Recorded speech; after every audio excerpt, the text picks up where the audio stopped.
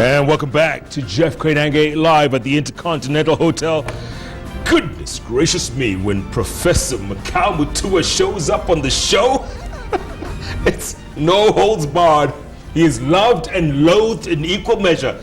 Distinguished, I have to say this, distinguished professor and dean of the School of Law at the State University of New York in Buffalo. He's in town for a little while. And he's on the bench, and tweets just coming in. It's no longer thick and fast, Prof. It's fast and furious. It's fast and furious. Yes, sir. Yes. Dan Yakundi says, please ask Makau Mutua if he respects the rule of law when he can't accept that Uhuru Kenyatta is the legitimate president of Kenya. That's one. Oletipis asks, Makau Mutua has hosted Raila Odinga severally in the US. Ask him if he was promised the position of Attorney General by court. Well, first of all, let me just say that I am a comfortable individual. I'm comfortable in my own skin as a professional. I'm not a politician. I have never sought political office, at least up to this point. I have not done it. I have not sought a position in Kenya. That does not mean that I would not serve this country. If I was asked to do it, I might do it. Would you? I would think about it seriously. You would think about a position, let's say, a position that came up? I would think about it very seriously. EACC? Absolutely, I would think about it. Who would not? Yeah. And especially in the area of corruption, I think that's one place where I think all of us need to be engaged. Would you acknowledge the president then? As you know, Jeff, the office of the Anti-Corruption Commission is an independent office. It is not answerable to the head of state. It is not answerable to the head of state. You have a problem. So my being, if I was appointed in that post, yes. Why would that make me change my position? Why would that be the reason for changing my position? By the end of this show, I'm going to try and convince you to call him Mr. President. I said, put down $20,000. Yeah, you will. Yeah, you might have some luck there. Insecurity in this country, Prof. Yes. I'm sure when you're looking at it from your watching post, your listening post out there, yes. An attack every other month in places, from Mandera to Garissa, Mpeketoni, you name it. Yeah, I think it's a very sad situation, quite frankly. And unfortunately, terrorists have discovered the soft underbelly of this country. I think they've discovered that our police forces, can be compromised. Because don't forget that many of these individuals sneak into this country after bribing their way, through the system. Borders, yeah. Through the system. The other thing is that I think our security forces, the police, and even some of the army and others, appear to have low morale. They appear to be unmotivated. There are instances in which an attack takes place, and it takes anywhere from 6 hours to several days before anyone responds. Have we lost the initiative, Prof, when it comes to that? Have we lost it? Because we always seem to be reactive. I mean, I read a very interesting story in one of the local papers on Sunday, which alleged in a very credible way that there was chaos within the police forces. There was, disorganization, there was low morale, there was disrespect for the Inspector General of Police. And so in such a situation, terrorists must be smiling. They must think that we are vulnerable, they must think that we can be attacked. And I think that is where, again, if Mr. Kenyatta wants to show leadership, he ought to have appointed an individual of competence, not someone with fake credentials, like Mr. Boynet. He says he has fake academic credentials.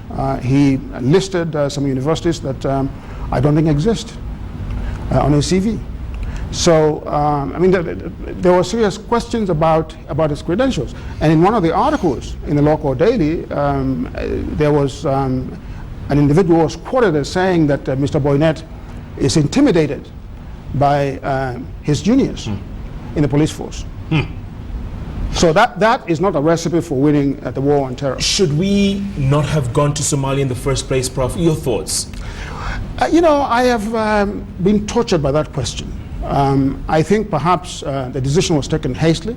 I think there was no national debate to decide as to what should have been done. If I was advising the president then, I probably would have told him not to do it. But once you are in there, you cannot simply turn tail and run backwards. You've got to finish the job. So we're there for the long run? I think Kenya has to stay the course? Kenya has to stay the course. And this is, another area in which I differ very strongly with people in court. Because they would want to pull out? Because, they have been propagating, I think, the theory that, the terrorists will stop attacking Kenya if we pull back. There is no evidence to show that terrorists, in fact, respect, your freedom and your life if you show them weakness. Yeah. There's no evidence to show that. Do you think we can win the hearts and minds of especially people in the north of Kenya? Can we win this war against terrorism? Once I led a task force on the Truth Commission, and I traveled to Garissa and Wajir and places up north. And I remember one poignant exchange with a woman who asked me, how was Kenya when I went to Garissa? And I said to her, what do you mean, how is Kenya? Are you not in Kenya? And she told me no. She said Kenya begins at Mwingi, and places further south. And so I think this feeling of alienation and marginalization by Kenyans of Somali origin runs very deep. There were massacres, as you know very well, the most prominent of which was the Wagala massacre, which was committed in the 80s. My Truth Commission task force recommended that a Truth Commission would investigate that matter and perhaps bring closure to it. So in a climate in which there has been opposition between the government and the people have been mistreated, so deeply over many decades, it's very difficult to see that trust developing. The other thing was development. I think I remember when I was up there, I think there were only like 2 or 3 kilometers of tarmac road. Yeah. Since independence. So I don't know why Kenyans, seem to think that their compatriots in the northern part of the country, should embrace them when they have been so, excluded and mistreated from the fabric, of national life. It's going to take a while, huh? It's going to take a while. Okay. Since last time when I had your good friend Matsanga on the show, I read a couple of your tweets. Yes. It's only fair that I read a couple of his. Yes. Ready? As I said, I'm not going to be responding to him, but you can read them. Matsanga says, Makau Mutua trained the investigators of the ICC who came to look for Uhuru Kenyatta and William Ruto. He also says, Makau Mutua, with Waki, compiled the Waki list, and now he knows the case is underway. So let me address another issue of more importance. I am very concerned by the campaign against illegal brews that Mr. Kenyatta has. Are you just going to just gliding through Matsanga? I'm not gliding, ignore it. I'm very concerned about the fight against illegal brews. Okay. Mr. Kenyatta does not, as the head of the executive, does not have the authority, the legal authority, to delegate or to instruct members of parliament to implement the law. He didn't instruct anybody. He did. They went on their own. No, he did. He called them to State House and he told them to go and stamp out no, he says we have to get rid of this, but he didn't say, he didn't say go and,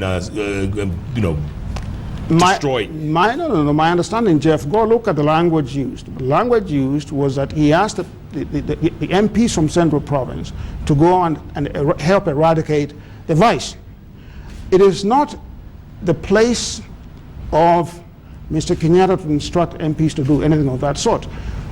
After he gave that instruction, several members of parliament, among them Mr. Moses Kuria of Gatundu South and Mr. Waititu of Kabete, I saw them essentially heading up a group of thugs carrying crude weapons, pangas and rungus, reminiscent of the Mungiki, destroying property. This is illegal. It's a violation of the law, and those people ought to be prosecuted. But alcoholism is a problem, let's face it. Alcoholism is a problem, but the problem is not alcohol itself. The problem is the individual who are consuming the alcohol. And the question you need to ask yourself is, why are these young men, getting drunk? That's the question. They have nothing to do. The place to start is to try to give those young men, and some of them women, hope by educating them and by providing jobs for them. That is how you get rid of alcoholism. You don't get rid of alcoholism by, smashing, private property. That particular way of combating this particular issue is completely illegal, and those people ought to be sued. Is there a proper way to do it? To do what? To get rid of the alcohol. I think you should, if you have evidence that someone is selling illegal brews, arrest them, prosecute them, revoke their licenses. That's how you do it in a country governed by the rule of law. Okay. Sam Wagura says, yes. Does this man, Makau Mutua, have anything positive to say about Kenya? What kind of a question is that? The fact that I'm sitting here talking to you, contributing to a debate about democracy, is a very positive thing. That guy's a knucklehead. What's wrong with it? A total knucklehead. Okay. Senator Mutula Kilonzo Jr. Yes. I saw him today here. Kudos to him. He's doing a great job. Is that right? My apology to the loss of his dad. You think we'll ever know what killed him? This is another problem that Kenya has. Kenya assassinates leaders who are critical of the regime. Who assassinated him? I never heard of an assassination. I just said Kenya assassinates leaders who are critical of the regime. I didn't say that he was assassinated. I said Kenya assassinates such leaders. There's a long history of people who are assassinated, from Pio Gama Pinto to J.M. Kariuki to Tom Mboya to many others. We've never found out. I think the family of Senator Kilonzo suspects foul play. That's what I'm saying. It's a suspect foul play, and I think it's a shame that the government has not done more to bring justice to the family. Okay, the senator says, whether you agree with him or not, Professor speaks his mind without fear or favor. Jubilee supporters are livid, and rightly so. I think, democracy is about dialogue, it's about disagreement, it's about dissent. And that's all we are doing. But the fact that we have this space to do this, Prof, I mean, we have the space to dissent, to disagree, to not call our president our president. But Jeff, this freedom belongs to us. It was not given to us by a government. I went into exile fighting for these freedoms. This is something that we fought for. These are our rights. And so it's the fact that we are enjoying them does not mean that we have anyone to thank but ourselves. Yeah. We are responsible for our own freedom. Raymond Matata. Yes. I agree with Makau Mutua that madmen like David Matsanga should not step on JKL. I have nothing useful to add. I have nothing useful to add.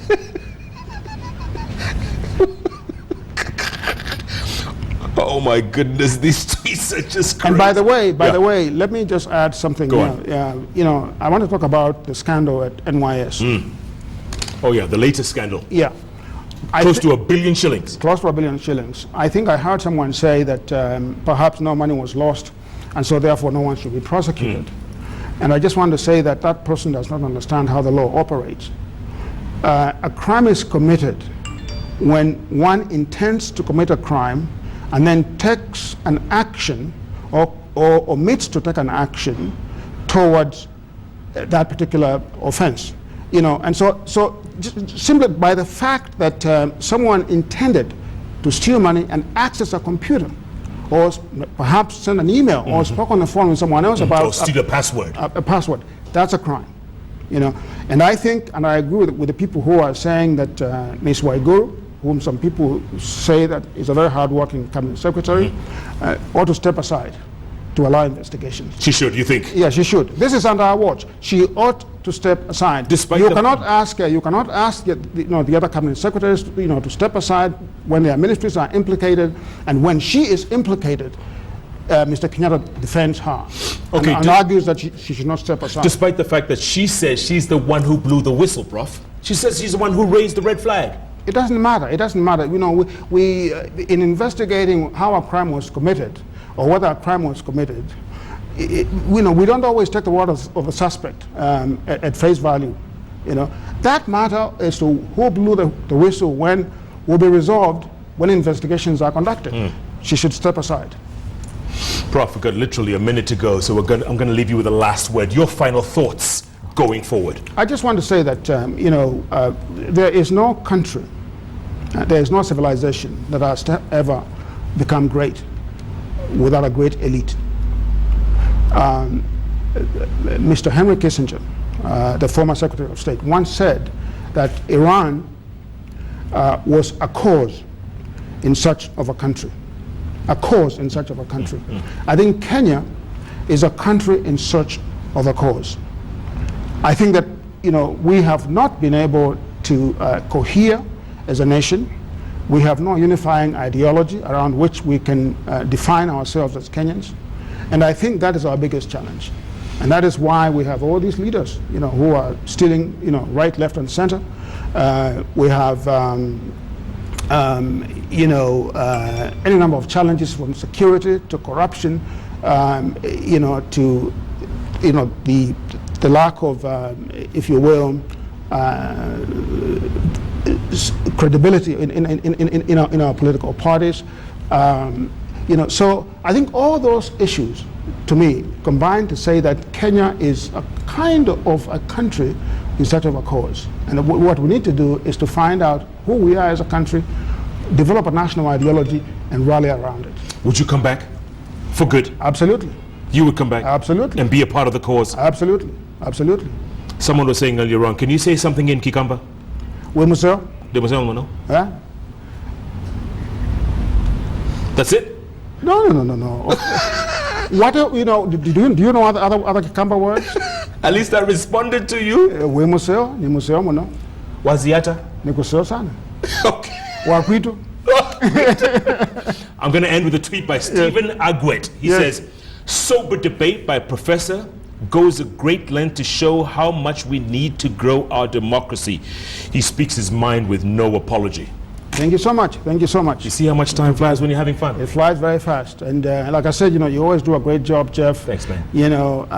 You make us proud, except when you invite certain individuals on the bench. But you can take some liberties. You do such a great job. You can take some liberties. Listen, can I take you tomorrow to see President Kenyatta? I'll take you. You mean Mr. Kenyatta? You have to be invited first. and once you're invited, then you have to inform me, and then I have to think about what I'm going to do. But if it does happen, will you say, good to meet you, Mr. President? I'll say, good to meet you, Mr. Kenyatta. How about that? How about that? He's Mr. Kenyatta, is he not? He's my president. Okay. Good for you. Good for you, Jeff. Good for you, Jeff. Good to see you, Prof. Well, thank you so much. All the best to you. Thank you so much. And next time you're in town, on the bench. right here, brother. Thank you so much. Thank you. Thank you. Keep tweeting at Makau Mutua, at Koinange Jeff, the hashtag Makau Mutua on JKL. And I'm proud to say, or happy to say, that Makau Mutua on JKL is at #1 right now. Is it trending? It's trending. It is trending, right? Time. Yeah, that's wonderful. That's wonderful. Well done. Kenyans are great people. Oh, man. They are great people. We are savvy. Only if their government was great. So come and be a part of it. I will. I will. He hasn't ruled it out. Never, He hasn't ruled it out. Never. I cannot rule that out. I love this country. I love it too.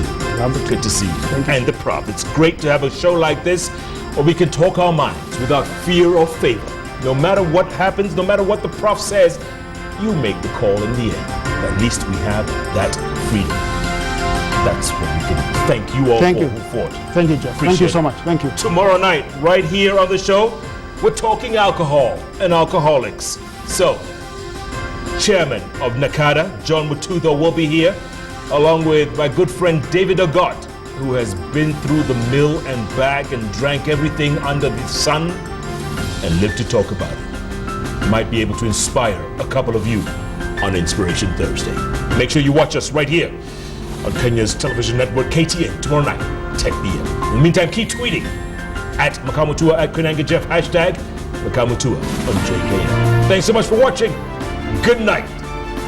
Good luck, Mr. President.